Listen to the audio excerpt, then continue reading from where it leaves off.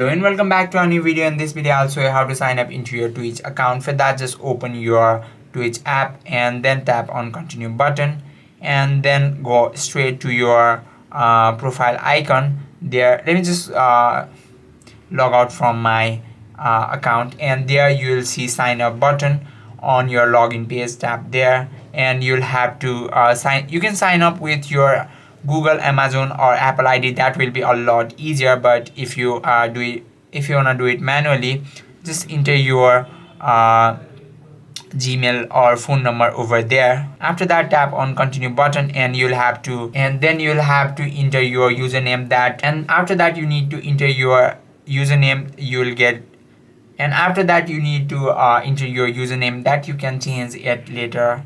And after that you need to enter your password, and once you enter your password you need to enter your date of birth and tap on sign up button, and it will send you a verification code on your Gmail. Just go and check it out.